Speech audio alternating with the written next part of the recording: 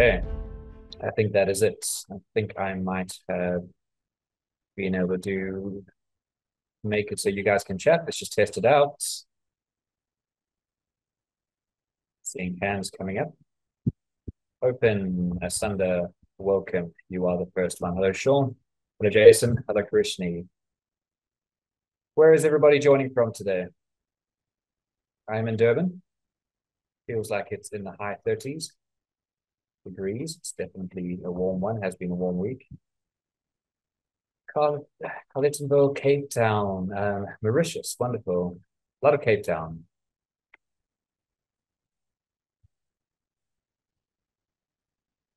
Hugh Joburg, Logan from Namibia. How is the weather there? Toini, also from Namibia. Welcome to you guys from outside of South Africa. Gertrude from Pretoria. Rena Joburg, Lupuno from Pretoria. Wonderful. I'm not able to keep up with all of these, but Marlise from Windhoek, Rustenburg, Durban, Joburg. Okay, a few Durbans as well. Hashim, it is very warm in Durbs, I can confirm. You might be able to hear a fan in the background. I have my aircon on as hard as it will go, as cool as it will go, and my fan is blowing as well, and it is still very warm in my office here. Joburg, Brazil and Katu. Hi everyone. It's wonderful to have you all with us. Swatini as well. Hello, welcome to you. I know I'm missing out a lot of you, but I'm doing my best. Okay, guys, it's 5 past the hour, so I think let's start getting into things. How many of you have attended one of these webinars with me before? If you could just raise your hand if you have been in one of these webinars with me before, just to give a sense. See a few hands going up. This will give you an idea of who's joining for the first time. Don't do anything if you are joining for the first time. Just raise your hand if you have been in one of these with me before.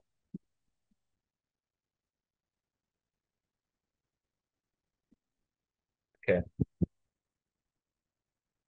Good. So there are a few of you who are returning. You are most welcome. It's great to have you back. But the vast majority of you, from what I can tell, are joining these webinars for the first time. And that is great to have you with us.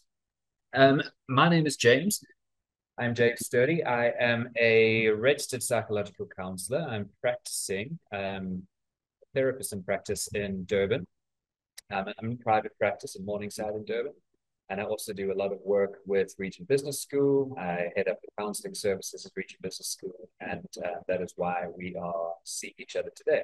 I do a lot of the student counseling, staff counseling as well, and then a lot of these webinars and 21st century skills development, soft skills development. That's a lot of the services that I offer in my private practice. I've been registered with the Health Professions Council since 2010. So this is my 15th year of practice. In my private practice, I've been, this is my 9th year. I think I went out on my own in 2016. And the things I work with, I work a lot with couples, couple counseling, relationship counseling. I do a lot of work with individuals on anger management and trauma and grief. I work a lot with certain types of depression and anxiety, and really anyone who's just struggling to figure out some conflict that they might have in their life, something that's not quite making sense, something that's causing them some type of discomfort. These are the things that I would typically work with, and these are the people that I would typically see in my practice. Counseling is available to all registered Region Business School students as well. And I assume that means most of you guys. So I will put my email address in the chat as well, just so it's there. If anyone is interested in setting up a counseling session at any time, it's completely confidential. You are welcome to email me. We can do so. If you're not in Durban, we do it online. Just share my email address there. You're welcome to reach out at any point. But yeah, nice to see such a full house today. It seems like at the beginning of 2025, a lot of you are interested in goal setting, right? And I think there's probably very good reasons for that. So the idea of today's webinar is to speak a little bit about the psychology behind setting goals, why we find it hard, what we can do to kind of hack ourselves somewhat to be able to achieve the goals that we set, how to set good goals, effective goals, how to make sure that the goals that we set are not unrealistic. These are some things we're going to cover today. Goals are, it's not necessarily a completely new idea or a concept to most people. We speak about goal setting a lot in our normal lives. I think it's not that you have to have a degree in psychology to have any expertise in this or to have come across the concept. But hopefully, as we kind of talk today, we'll get a bit of a just go back to the basics on it, and then hopefully I'll share some ideas that might be at least refocus your energies and help you understand a little bit more how to set yourself up for success there. Great. So yeah, once again, welcome to everybody. Great to have so many of you with us from all around the region. There's lots of people in South Africa and out. I see that. And then also we have people from far away as Mauritius. So wonderful. I am going to try to keep an eye on the chat as I go through this webinar. So I will keep an eye on it. If there are any comments that are coming up, please, or any thoughts that you have that are coming up, questions, feel free to pop them in the chat. I might not see all of them, but I'll do my best from time to time just to check in on that chat. You're welcome to put it in there. It doesn't disturb me at all. If I miss it, we will have time for a Q&A at the end as well, just before the hour. I'll leave a little bit of time so any questions or any thoughts that you want to share, there'll be time for that as well. Okay, so let's get started. First of all, I would like to just ask you guys a question. If you were to assess yourselves, ask yourself a very simple question. How effective are you at setting goals? In your own life, in your own experience up until this point, I imagine there's a very kind of distribution of ages from the just coming out of school to those of you who might be more experienced learners. How effective have you been in your life at setting goals? You put in the chat. So from 1 to 10. So 1 means you just can't do it. You set goals, you never seem to be able to achieve any of them ever. 10 means you're pretty effective. When you set a goal, you're quite likely to get it, to achieve it. Okay, so we have a number of scores all the way from 2 to 7 so far is what I'm getting. 6 5s. They seem to be kind of grouping around the average of 5, so not so good. Not so bad, kind of mid-level success there. It would depend on which personal goals. Johannine, that's a good point, yeah. You average it out. But personal goals might be different to professional goals. That's a fair point. Evelyn is 9. I'd love to hear how you do it, Evelyn. If you want to share your insights on the chat, it's really good. I see Desiree also very high.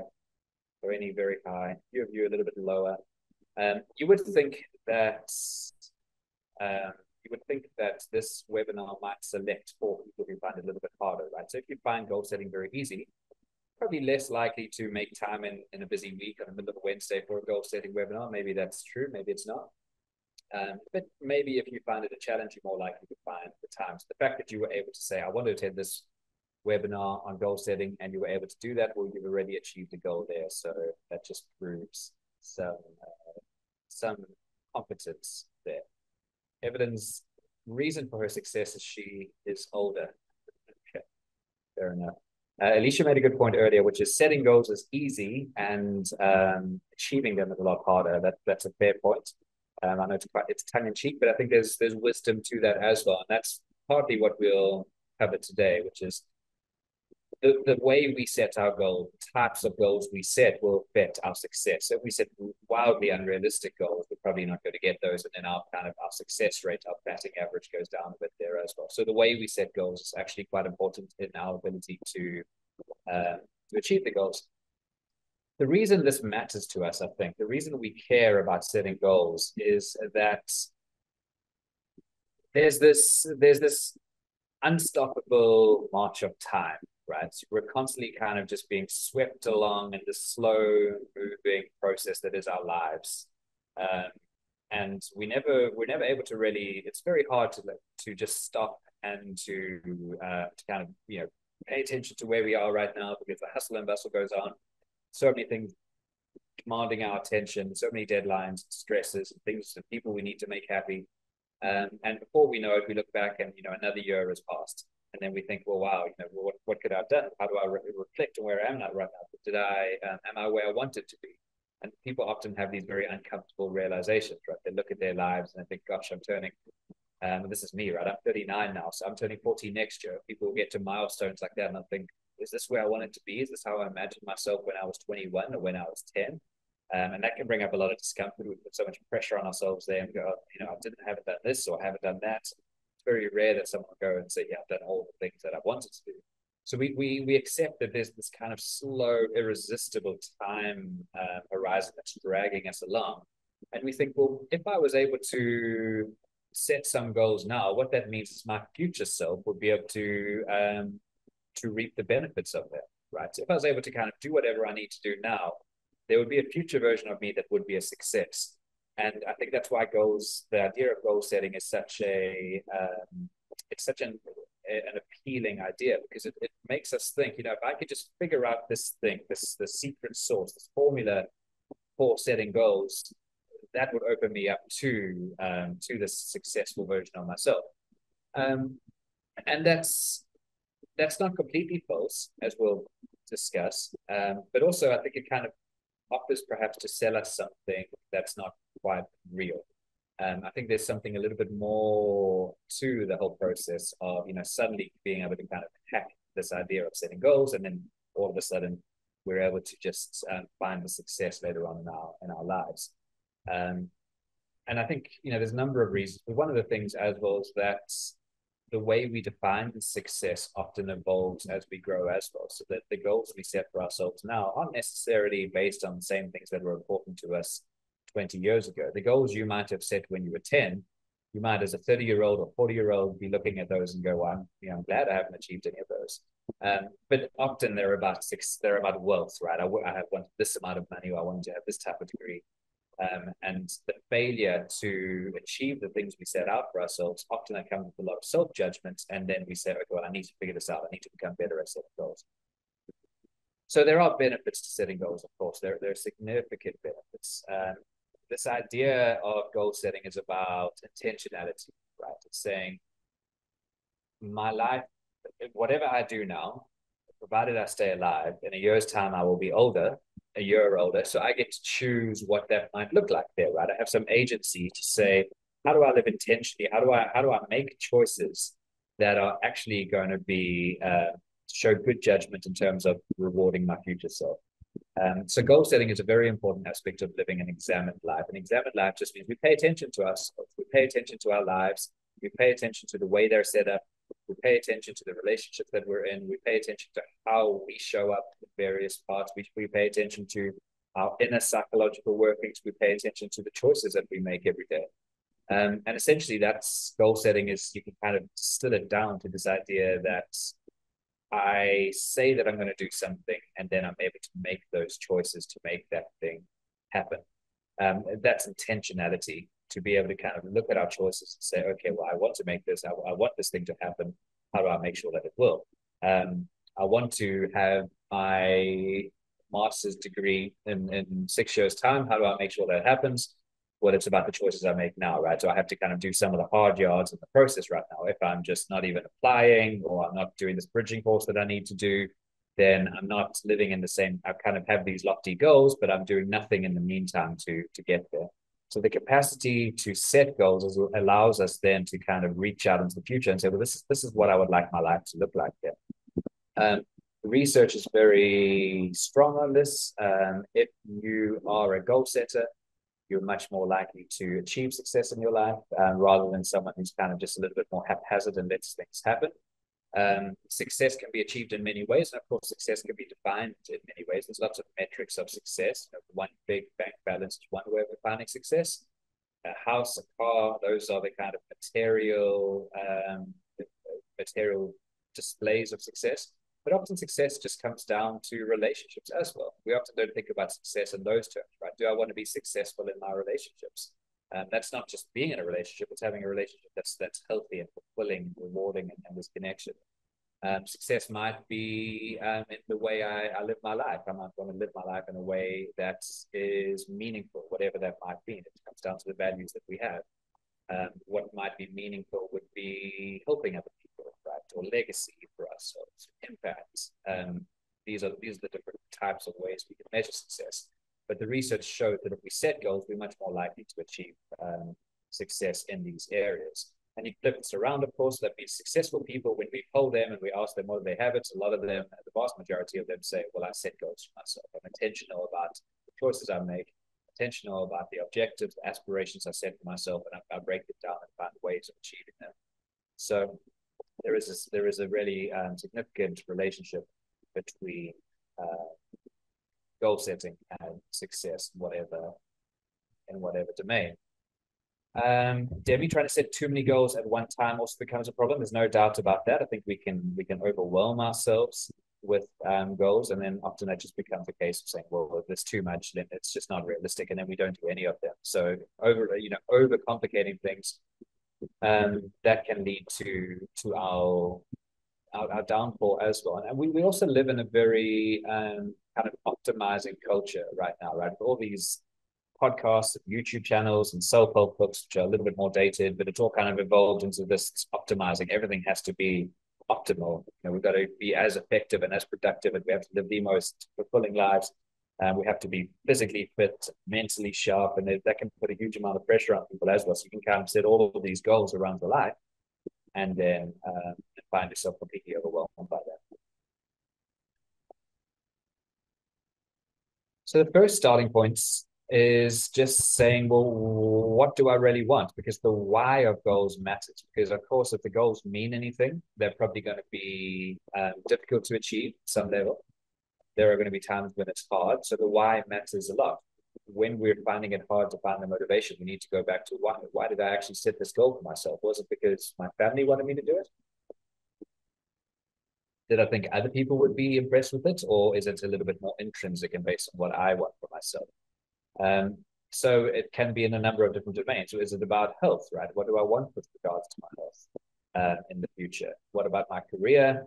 What kind of family life do I want? Is this something that's important to me, or is it something that perhaps for the next 10 years I'm willing to park? And what about lifestyle? What type of life do I want to live? Do I want a life that's kind of based on work? Or family, or do I want to find a balance? Do I want to really prioritize my experiences, travel, and not worry as much about work, what's important to me? And then do this exercise of imagining yourself in the year 2030 or 2035, 2050. How do you see yourself? What realistic? What would you like? What type of life would you like to be living? And you, again, you can do this exercise in reverse as well. You can say, well, the year 2025 right now, if I imagine myself where I am right now, and I went back to 2010, and I asked them, and this will depend on your age. Maybe you were only 5 at the time. Maybe you were 20. But if you go back, 10, 15 years, let's just say 2020, for the purpose of this, what would that younger version of you think right now about where you are? And as I said earlier, sometimes there's discomfort and kind of all this pressure that we put on ourselves for not achieving. But also a lot of the time we look back and we say, there's actually a lot to be grateful for right now.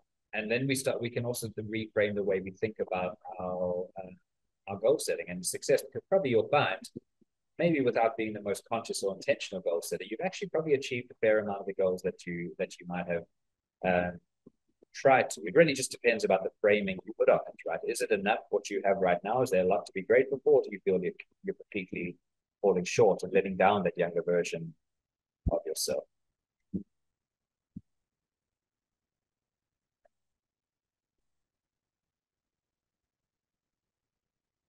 And then it's important that your goals, especially the important goals, are aligned with your core values. So values, it's just in the name. It's what's valuable to you, what's important to you in your life. And again, that might evolve over time, but typically it's going to there's going to be these themes that run through your life that are what are the most important things? Is it family? Is it wealth? Is it experience? Is it legacy? Is it impact? Um, is it enjoyment? Is it sacrifice? Is it helping people? Whatever it might be. Once you have those core values, it's important that the goals align. Because if you're setting goals that are completely kind of um, not not aligned to your core values, you're going to start failing at them, and probably going to be heaping judgment on yourself. Where again, you're probably setting yourself up for that failure. So if you say, well, I want to live a creative life, right? I want to have really meaningful experiences. I want to surround myself with interesting people.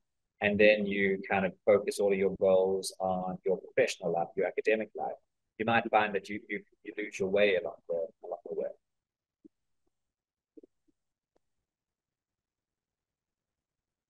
But of course, it's not easy.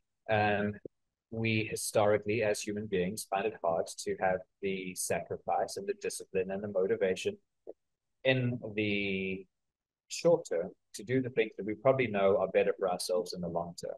So it's easy right now to say, okay, well, the long term version of me, my future self, would appreciate me making certain choices right now. So the future James would be very grateful if the current James would go out for a run today, because that means the future James is going to be just a little bit kgs, a few kgs slimmer and stronger, and probably going to live a little bit longer.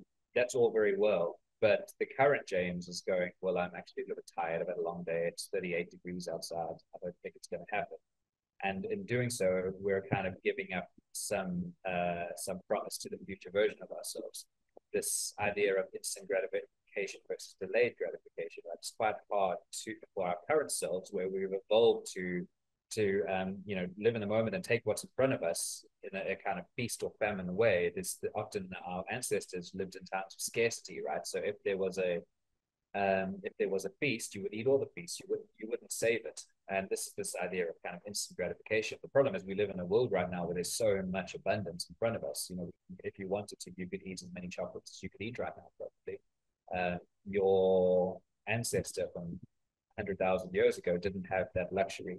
So we're kind of so easily tempted out of this ability to delay our satisfaction, our gratification. Of course, motivation and energy will decrease over time right now. So when you're watching the Comrades Marathon on whatever date, 9th of June or whenever it is, you think, this is really what I want to do. Imagine that, man. Imagine me out there running this. I'm going to do it. You watch me from now and start putting a training plan together. And probably the next day you go for a run. I don't know if you've noticed that the day after the Comrades Marathon, the roads are full with people who didn't run the Comrades Marathon the day before. But that decreases, that feeling of this is so important to me right now, that decreases over time, right? And life starts to take over. So in a week's time, you're probably slightly less motivated, but probably still running. 3 months' time, probably not. And definitely in 6 months' time. There's a drop off that happens. This is normal. But knowing that it happens is an important way of protecting for it. Fear of failure is a big one as well, right? So if I set myself this frightening goal, I want to have my master's in 6 years. You know, that's something I really want. It feels really big. I can't really imagine it, but it's something I really want. But what happens if I don't do it, right? What if I set this goal for myself and then I fail? How terrible is that going to feel? And the one thing as human beings that we are very good at, we don't need any training for, is we avoid the things that cause us pain, discomfort. So if the idea of failure is one that's causing us a lot of discomfort, we're going to just avoid it and stay away from it. And one way of doing that is just don't set goals at all, right? What happens, happens. If I get there, I get there. And you know, there is some value to a little bit of a flexible approach to life, and not necessarily being overly rigid in how we think about the future, because life is uncertain and unpredictable. And you know, the saying, we make plans and God laughs, you know, things will surprise us. So there's something to be said for a little bit of flexibility. But if we're overly flexible, again, it decreases the likelihood that we're going to get this thing that actually matters to us. And that fear of failure often is something that makes us just say, well, I don't even want to say it. I don't want to tell anyone about it. I don't want to even tell myself, acknowledge that it's something that I want, because that seems frightening that I might not get it. We're often, again, not very good at setting goals. Right. We often set goals in a way that are unclear, unstructured. So I want to lose weight. That's a goal that I have. You know, what does that really mean? 100 grams? Would that mean your goal is set over what time period? If you put on a few kgs, have you failed? Is it over a year? You know, what does it actually mean? And then how do you get there? Right. That's the structure to goal achievement. What does the path look like to getting to this goal that I set for myself? We often just set the final goal, you know, I want to be married. And that's kind of all vague, and it's kind of, you know, a bit unclear and unfocused in the future. There's no actual breakdown of, well, what does it actually mean? What's the action plan for getting there? And without that, we often lose our way quite quickly. And then what that does is it further then undermines our belief in our capacity to actually set goals, right? If we have a couple of occasions where we set a goal and then we kind of fall away from it, New Year's resolutions are you know, classic examples of this. We set a New Year's resolution, 3 weeks into the year, we've already fallen. That makes us much less likely to want to set another one. And this is often why New Year's resolutions have, people are kind of quite contemptful of them. They kind of mock them a lot, don't they? They say, well, oh yeah, what a waste of time. Because I think we realize the failure rate makes us not take them as seriously. And it's the same with general goal setting. If we kind of have these times where we set goals and nothing's happened, we often go, well, I don't really want to go through that again. Number one, there's no point. And also it feels pretty bad to not be following through on the things that I'm committed to. One of the big reasons for failure as well when it comes to achieving our goals is this failure to have a mental image of what the journey will actually look like, right? So we don't really imagine what the hard days will look like, the hard moments will. And so we get there and it takes us by surprise. And we go, well, this was not part of the bargain, right? There's something really powerful, and we'll speak about this just a little bit later in this webinar as well. There's something really powerful about being able to foreshadow failure and say, this is what it's going to feel like at the hardest times. I know how hard it's going to be. You think about studying, for example. It's great. You imagine yourself on graduation day, your family's there, you're smiling on top of the stage with your gown. Wonderful. It's easy to imagine that, and all sorts of good feelings are associated with that. It's harder to imagine those lonely days when all your friends are out. It's harder. We often don't spend as much time thinking about the sacrifices we'll have to make and how hard that'll be. And if we're able to do that, it gives us a bit of preparation for it, and then it allows us to invest some meaning in that hardship as well, because it's not just hardship; it's intentional deprivation. So it's saying I am intentionally depriving myself of a pleasurable experience right now in order to gain something bigger for it. That's the idea of sacrifice. And then we think, well, I'm not just, lonely and sad here. I'm involved in some type of meaningful sacrifice for myself. And that becomes a much more meaningful process. And so we're more likely to find some resolve as we're going through it. And that can start to associate with more positive feelings of grit and determination and hope for the future.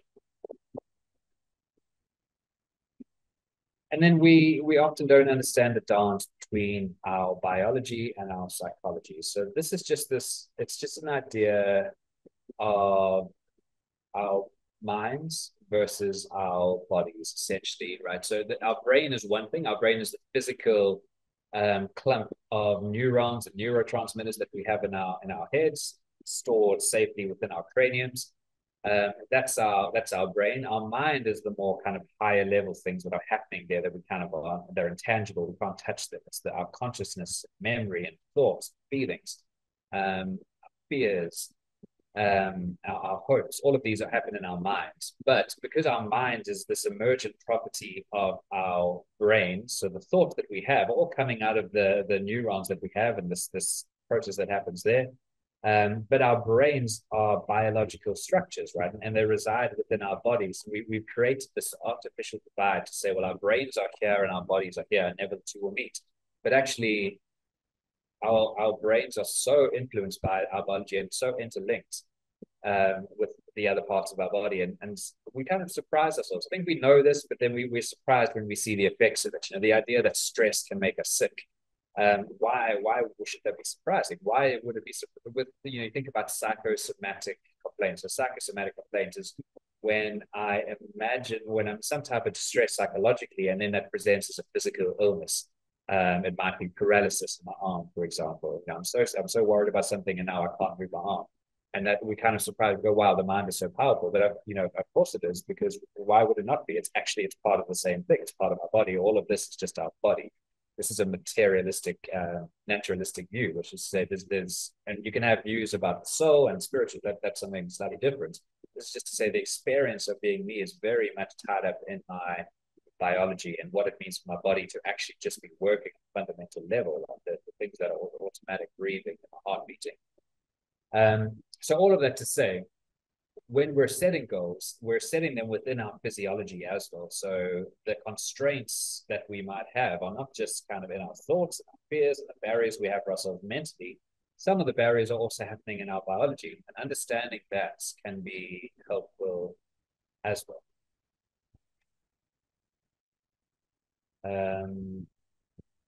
yeah, just checking in on some of the comments before I move on to the next slide to speak a bit more about this biology. So, yeah, passion is important, Eugene. Absolutely. That comes down to also the values and the why and the things that are important to you. Um, we'll speak a little bit about the fear of failure. Um, yeah, company peer pressure. A number of you are making that point as well. The people that you surround yourself with, I think there's something about that. There's a kind of culture of accountability, and you can see people who stick to the goals and people who don't, and that kind of comes down to value hierarchy. You know, what's important to the people that we surround ourselves with. Absolutely true. Okay, so let's talk about this biology. So I won't spend a huge amount of time in it just because we're kind of racing through the hour, but just to give you an idea, and there's a number of ways this plays out. But what I find one of the really interesting dances between our biology and our psychology is this idea of blood pressure, right? So over there is a picture of a heart, slightly different from the heart we always imagine, right? You can see how they got there when, I heart you. It's a little bit more, let's just say biological for want of a better term. So that's a heart. Your heart, as you all know, pumps your blood around your body. It's kind of a plumbing system for blood. That's where the pump is. And if we're looking at blood pressure, essentially what we're saying is what is the pressure within that system, that vascular system, the veins that go around, arteries and the veins that go through your body when your heart is pumping. So there's systolic and diastolic pressure. One of those measures when your heart contracts and the blood goes out, and one measures when your heart um, retracts. That's your diastolic pressure. So you kind of have that two different pressure systems of numbers. That's the kind of fairly average blood pressure that I put there. As you can see there, 120/60, it all depends, but typically we think about low blood pressure as being life-threatening and high blood pressure as being life-threatening. They call it the silent killer, high blood pressure. It's kind of think about this constant high pressure that's running throughout your body. And of course, there's a relationship between high blood pressure and stress as well. But generally, we think about a kind of lower mid-range blood pressure to be better, although you will see some natural fluctuation in your blood pressure as you go through the day, just like everything else kind of fluctuates within our bodies. The thing with blood pressure, though, is there is something that happens when we mentally imagine taking action. What actually happens, research shows there is an increase in our blood pressure. So people who imagine getting up to go off the couch, to go for a run, just the idea of imagining that increases the blood pressure, and that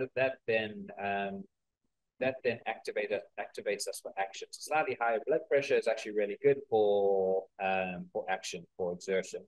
And this is why stress and blood pressure are related, because if we are stressed, what we're having is a stress response. There's a bit of cortisol that's released into our blood, into our systems. And because of that, we have slightly higher blood pressure that allows us then to kind of respond to whatever threat we believe is in front of us. This is the stress response. It's the fight or flight response. The version of the trauma response is more severe process, but the same thing that's essentially happening. High blood pressure that allows us to fight, to run away, to be a bit stronger, to do all of the things that we need to do for our survival, to protect ourselves. But if we're under constant stress, well, then our blood pressure is constantly higher, and then our bodies are not really meant to be running at that level, and that can be dangerous. So when we have this mental image of action, okay, I'm going to do something now, there's actually an increase in our blood pressure that allows us then to act. And when we think about achieving a goal, there's something stress relieving in that process itself. So we see a decrease in our blood pressure. So nothing's changing in our world, nothing's changing in our actual behavior. We're imagining something, and through that, we're seeing a change in our blood pressure.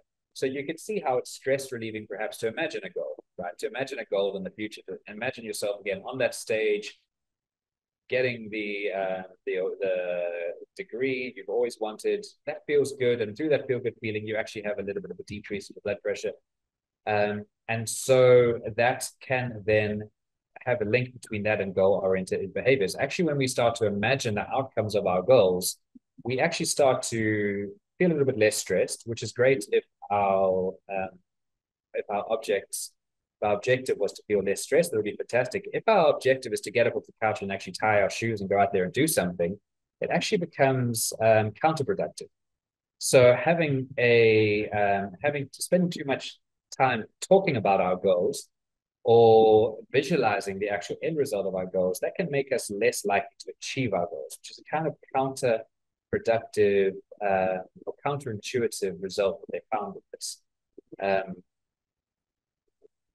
and it's one of those things that we can hack as well. Again, we can start to think about how our bodies respond to the way we think about our goals, and how perhaps the feeling of just soothing ourselves with saying, okay, well, I've set the goal and that is enough. Often that's enough. Just the process of setting the goal, that feels great. I tell everyone about it. They kind of look at me and go, wow, that's amazing. Well done. You're going to do great. And then I'm feeling a little bit less stressed and I don't do anything about it. And because I don't do anything about it, I actually don't ever do the work it takes me to get into that goal. That's a very powerful, very common thing that can happen there. And we see this same dance between the neurotransmitter dopamine, which I'm sure you guys have come across. It's having a moment right now in popular culture. This idea of dopamine, just because we are so dependent on so many things, technology, our phones, food, all of these. We kind of understand now how dopamine is playing a role in all of that. So essentially, dopamine is just a neurotransmitter. It's linked to motivation. It gives us this feel-good hit. It feels good when dopamine is released into our brains. So neurotransmitters are just the chemicals in our brains that communicate between the neurons. And when dopamine is released, it feels really good. So it's kind of rewarding us for action, right? Humans in our prehistoric ages who kind of just lay around in the cave and didn't do anything, they didn't get any of that feel-good feeling, and so they died into part of their genes. The go-getter cavemen who are out there and kind of really doing what they could do to be the best versions of themselves, their brains were rewarding them with this dopamine hit. It felt good, so they did more of it. They were more go-getters. They passed on their genes, and those genes were proliferated around the population. So dopamine is just a way of our brains to kind of get us out there. It rewards us, and it helps with motivation as well. If we're getting too much dopamine from all of these cheap hits, right? Instagram gives you a dopamine hit. You look at it, you share the picture, and I get a like. That's dopamine hits. But it's a really kind of cheap way of flooding your system with dopamine, and eventually it stops having the same benefit. And because it stops having the same benefit, in the real world, it stops having the same benefit as well. So the things that might have been rewarding for you become less rewarding, right? So getting up and going out there and doing something that might have felt really good feels less good now because you kind of flooded with dopamine hits, experiences, rewards that you're getting from all around, and they start to be less effective, which means we have less motivation because of it. So these reinforced behaviors, and sometimes these behaviors are good for us, sometimes they're bad for us. Gambling is a very common and obvious way of maladaptive dopamine reinforcement. It feels good when the lights or the roulette table is the wheel is spinning, and I'm thinking I might win, and I do win. Dopamine floods me. I feel fantastic, and then I kind of I really want to do that. I really want to feel that feeling again, and then we do it again. And you can see this online shopping felt really good. See the confirmation that my sale had gone through, and then I said my order's on the way, track my order. That feels great. That's dopamine that you're getting. That's that feel good feeling. And then you kind of go back into normal life and you're feeling a bit scratchy and not feeling so good. And then you think, I really want to feel good again. How do I do it? Well, then you go online shop again. You're getting dopamine there. That's reinforced maladaptive behavior. But anticipating a pleasurable event can give us an increase in dopamine itself. And this again goes back to the way we think about our goals, right? If we're kind of talking or thinking too much about the process of achieving our goal, then we're going to feel good about it. We're going to get that dopamine hit, but it's actually not going to reward us doing what we need to do. So it's the same with the blood pressure. We get some type of satisfaction through just thinking about it, but that doesn't translate into action. Action is where goals actually happen, right? The process of achieving goals happens through action. And these things, whether it's our blood pressure, whether it's this, the dopamine system not working as it should, these prevent us from taking the action that we would otherwise be taking. We're told all the time to visualize our goals, right? There's something about that. There's something about visualizing a goal if it's done in the right way. And sportsmen, elite sports people, they do this a lot as well. They kind of visualize the whole thing, right? So if you're running 400 meters, you visualize that whole track, visualize what might happen, what might go wrong. If you're doing something like golf, you visualize the shot, the flight of the ball. This can be quite helpful. If you're visualizing a long-term goal, though, and this is something we see with the vision boards. The vision board, you see in the picture there, you kind of put everything that supports you up there on the board, and then that will make you, the theory goes, that will make you more likely to achieve all those things. And to go back to what I was talking about at the beginning, that seems magical, right? If I can just put these things on a board, I can live this life that I've always wanted to live. The Paris and money and family and a beautiful partner and these just incredible things. All I have to do is put on the board, and then I'm going to kind of miraculously find my way there.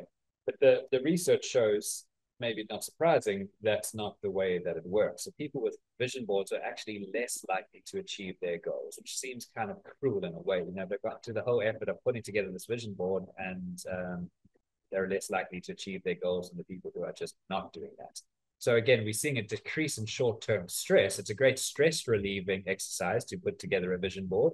And it might be helpful for kind of figuring some things out in your life, but it doesn't actually help with goal achievements in the way that we think it might. And this is where visualization needs to be slightly different, is we need to visualize the concrete process along the way. So what does it actually look like? Can I imagine myself along the journey, as opposed to getting so caught up in what that destination might be?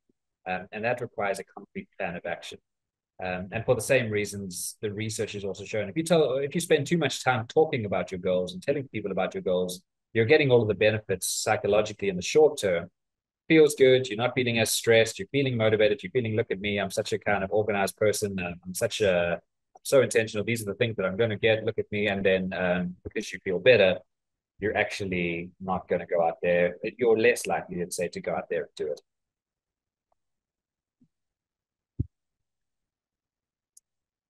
So there are three fundamental steps, I would say. This, through everything I've read and through everything I've kind of shared with the experiences of my clients over the course of my career, these are three fundamental steps, I think, that we kind of can come back to. And there's so many different models out there for setting goals, SMART goals and everything else. But essentially, I think you can boil it down to three fundamental steps. So number one, don't make your goal too hard. Don't make it too easy. Make it challenging. So it should scare you a little bit. I think that's fair to say. Your goal should probably kind of make you feel a little bit intimidated by it. To ask yourself, can I do this? And if the answer is yes, then it's hard, but it's not too hard. It's too easy. People don't actually even try. Either they'll get there, anyway, and then what's the point of setting a goal, or they give up because it just actually doesn't interest them anymore. Or they'll forget that they actually set the goal because it's not stretching them. So your goal should stretch you for it to be worthwhile. You shouldn't stay in your comfort zone. But likewise, if you shoot too far out of your comfort zone, that's completely impossible or impractical, the likelihood of failure is much higher, which means the likelihood of losing faith in the whole goal setting process is much higher. And you kind of give up as soon as the going gets tough because you say, well, I kind of knew this was possible, right? And then again, be concrete in your planning. So create a timeline, break it down, think about the dates specifically when you would like to achieve this goal. That takes courage to put it down. So actually, I'm holding myself to this. There's accountability that comes with actually setting a target date. If you don't set a date, you can always kind of let yourself off the hook. So it takes courage to set a date and then break it down into medium-term milestones as well. So, the analogy of running a marathon is always helpful. If I'm running a marathon, I don't just think about the 42Ks. I think about getting through 10 first, right? And then I think about 15, and then I think about 20, and you break it down step by step, go through, and you imagine all the steps along the way. And if it's a complicated goal, I want to become a lawyer, for example. Well, what does that actually involve? That's such a vague thing. How am I actually going to do it? Well, it means for the first week of this year, I'm going to research where I could apply. I'm going to, once based on that, I'm going to start applying, and then you kind of break it down. I want to be studying by this date. These are the pre-work I want to do. These are the people I want to speak to. You kind of get really specific with it. And then you foreshadow failure. So foreshadow failing means you just imagine that's what failure might look like, what might cause you to fail. This is not negativity. It's not saying this is going to happen. It's saying realistically, this is a hard goal, and there are things that are going to challenge me along the way. What might they be? And once I understand what they might be, that gives me an opportunity to kind of proactively protect myself from them. And often it's protecting ourselves from ourselves, right? So what's likely to happen? Well, often, after 3 months, I start to find my interest waning. It doesn't seem as important, and I give up. Okay, well, how do I hold myself accountable to that? What type of commitment device do I need to kind of help me get through that 3-month period to keep going? How can I leverage? What can I leverage in my life? Who can I kind of keep? Who can I, bring on to keep me accountable? Whatever it might be, it allows you then to solve the potential problems that are going to happen along the way. This idea of foreshadowing failure. And if we foreshadow failure, it just means we focus on what we're trying to avoid, and this can be really effective. People who foreshadow failure actually are twice as effective, the research shows, at getting to their goals than visualizing just the end goal. So understand the potential roadblocks. We make contingency plans. This allows us to be prepared and not surprised by the challenges as they come. And then finally, in summary, let me go through just further strategies, a bit of what we've spoken about, and we'll wrap up with some Q&A after this. I noticed as I was going through, there are a couple of questions that I missed. I did see them, but I wasn't able to go through them. If you have a question right now, feel free to put it in the chat or the Q&A, and we'll get to it in the next couple of minutes. I'll address some of those. So you can, if you have posted a question that I haven't addressed, just copy and paste, keep it at the bottom. Okay, so hold yourself accountable. This is the culture of accountability. When I say I'm going to do something, I do it. And the way that we do this, it's culture because it's repeated behavior, right? It's kind of this idea of this is how I do things. This is what's acceptable, what's not acceptable. And if I too often am saying I'm going to do something and then I don't do it, I'm creating a culture of unaccountability. I'm saying, well, it doesn't really matter, right? When I start to actually follow through on the things that I say, this then is accountability, and it's different from judgment. Judgment is saying I'm weak or I'm, lazy. It's just saying no. Forget about any value judgment you want to put in it. But if I say I'm going to do something, I do it, even if it involves discomfort, even if I don't want to do it. And one of the ways of getting there is say less about what you're going to do. Don't make commitments if you're not going to follow through on them. So you can think about it, commitments follow through, right? One way of culture of accountability is saying, okay, follow through, just follow through on everything. That's true. But also one way of making sure we follow through on everything is we commit ourselves to less. Commit yourself to things that are important, commit yourself to things that you are going to, that you can do, because if you don't, it's just lip service. You stop believing yourself as well. Keep accurate data on your progress. So often we don't know ourselves, we don't know where we're falling short, or we think that we're following a goal. Actually, we're not. I need to run 40 Ks a week, and I told myself, I think I am. And then we actually look at our Strava and we're running 15 Ks a week. You can see why you might want to avoid that because you don't want to know it, but that's important information for you to have. So, well, I've set this goal for myself and I'm falling, well short of it. What do I do about that? And there's lots of really good apps now as well where you can kind of track data of anything, whatever you're doing. You can kind of, it checks in on you and it asks you, how much have you eaten today, or how much work have you done today, whatever the goal might be. So you're not always going to get it right. Setting perfect goals is not about kind of achieving everything all the time. It's about learning from the failures when they happen and having a self-compassionate, kind approach to ourselves. We're human beings. We're not expected to be perfect, but there's so much opportunity to learn from the failures when they happen. Okay, so we want to pair lofty goals with concrete strategies. So you want your goals to kind of be up there, but you want your strategies to be locked in reality, right? You want your goals to kind of be up there, stretching you and think this is something I want, but it's hard, but I can do it. And your concrete strategies are, how do I actually get there? What do I actually do to get there? The right degree of challenge in the goal is important, not too easy, not too hard, and then fall in love with the process. If we make it all about the destination, we often lose ourselves before we get there, or we get there and it means less to us because we're on to the next thing. You can fall in love with the process of it, and it's possible to fall in love with sacrifice. It's possible to fall in love with some type of hardship. I'm not saying life should just be those things, but if we're able to do those things, we are really investing in the future version of ourselves. And it's possible to love that feeling as well. The hardship of it, the meaning of it, the sacrifice. That actually, we can fall in love with that. Should we allow ourselves to? Habit is such a powerful thing as a human being. I think we all recognize this, right? Things we do day by day, over and over again, we start doing without thinking about, we get drawn towards them as this magnetic pull. And that can be a good thing or a bad thing. And if we can leverage it for the things that are important to us, then we're much more likely to be effective at set goals. Prepare for failure, which is not the same as expecting it necessarily, or being kind of predetermined about it. Just know that failure might happen because realistically, that's part of the process, right? If I'm setting myself something that's hard over a period of time, failure might happen. How do I best prepare for that? And then break your big goals up into smaller goals, little kind of milestones as you go. These are rewarding as well. They give you some reward as opposed to just saying, well, I'm going to get a reward for myself when I get to the end.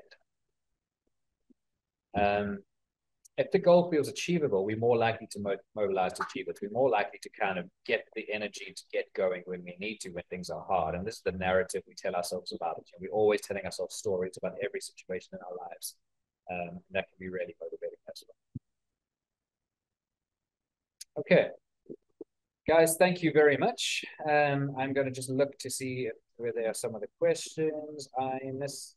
Thank you for all of your attendance as well. Again, so nice to have so many people in this joining us. You guys are chatting as we go, which is great. Okay, so I'm just going down to the last few.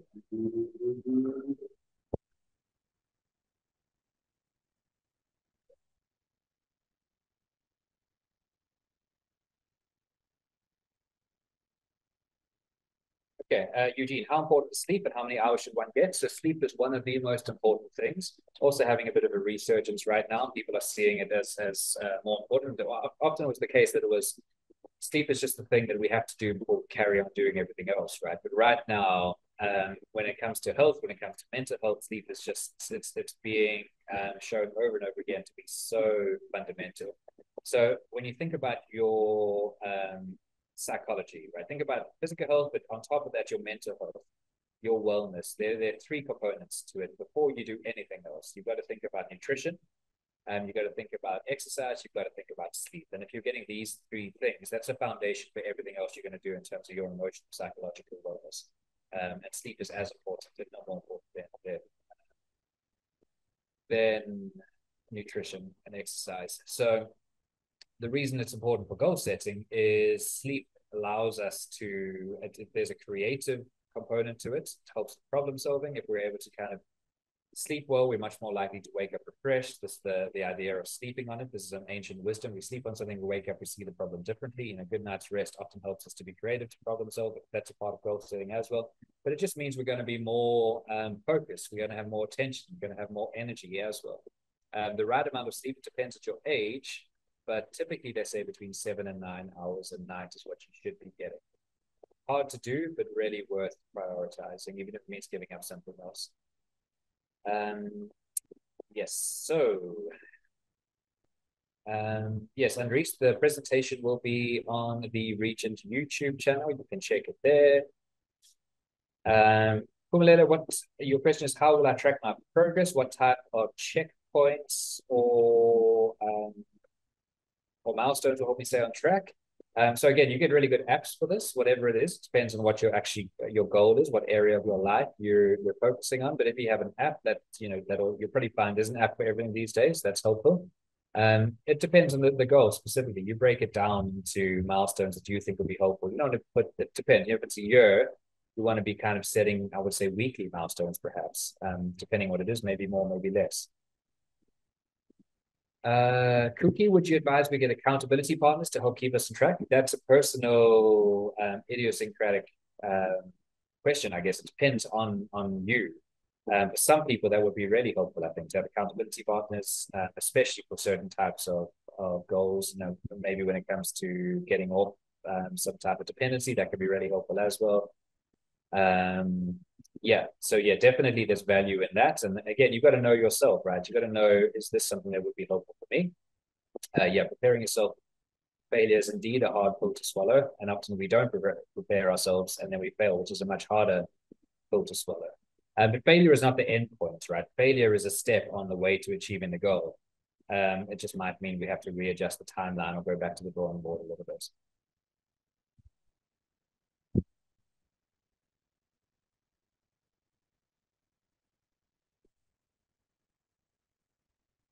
Alicia, how do you effectively separate business and personal goals without it overlapping into the other? I feel if something does not go right in the one, it affects the other because I end up feeling demotivated in general. Yeah, that's probably true. And this distinction between our personal lives and our business life, effectively, it's an artificial distinction, right? We don't stop being ourselves when we arrive at work.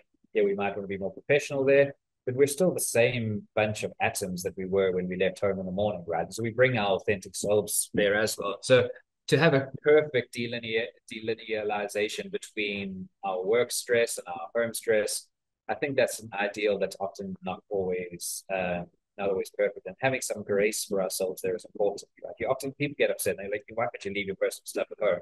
Of course, there's some truth to that. We don't want people to work who are completely emotionally bleeding over everybody else. But we also understand they're a human being, and if there's home stuff going on that's big, they're gonna be showing up slightly differently at work. I think some grace there is important, and vice versa.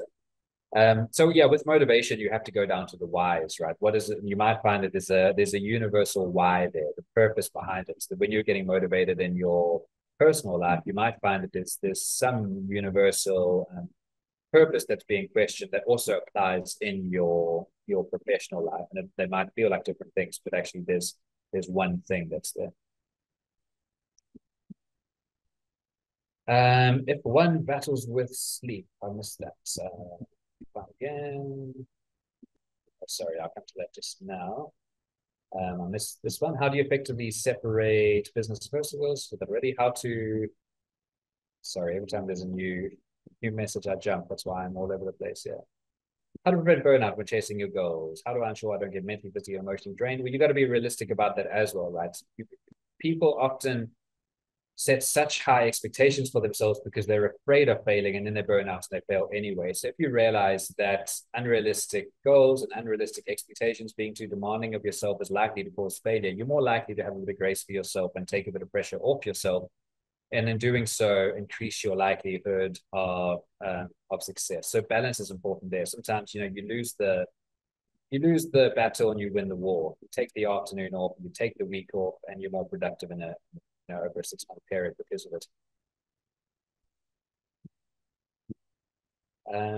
I did miss the question. I saw there was a question about taking meds for sleep, and I will. Yeah, there we go. Johannine, if one battles sleep, is it better to take sleeping medication? So yes, that would be better answered by a doctor. I don't want to speak out of turn and give medical advice there. I think sometimes sleeping meds are better than not sleeping, but it's worth, first of all, looking at your sleep hygiene. There's often reasons we're finding it hard to sleep. Maybe it's stress related, maybe it's just the practices that we have, before we go to sleep, maybe we're doing other things wrong. Figuring those things out first with a professional is helpful, and then, worst case, if you're not sleeping meds sometimes have their place. But again, that's kind of a doctor would be able to advise on that. CC everyone with making a similar points. That's great.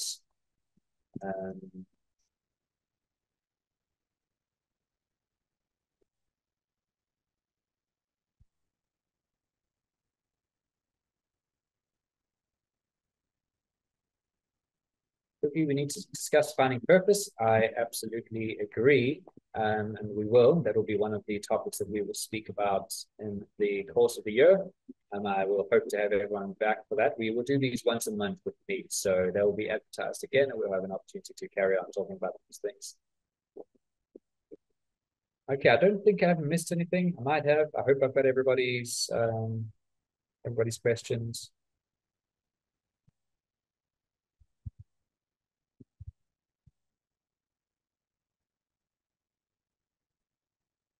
How does one cope? Are you asking how does one cope juggling both work, studying, family, everything with Gen Z? So this is a time management question.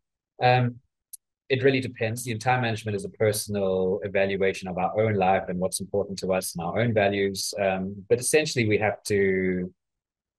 think we have to recognize that we have a limited amount of time. There's always going to be demands on us. Life is never going to stop being demanding. And so we have to think, well, what's more important to us? And sometimes that means we have to put certain balls down. We can't do everything all the time. And often effective time management is just making peace with that reality as well as we try to find balance.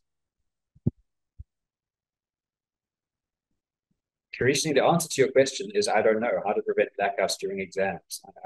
I don't know. I'd need to know more about that. But it sounds like there might be some type of stress reaction that's happening there that would be helpful to understand more. Unfortunately, might not have time for that today. I'm sorry. Guys, we're over the hour, so I see that now. Sorry, we've gone over by 2 minutes. So let's end it there. Thank you so much to everybody. So nice to have everyone's contributions as well, and we'll be back at it in March, where we'll continue with this series. So thank you again to everyone. Have a great day, and we will chat again next month.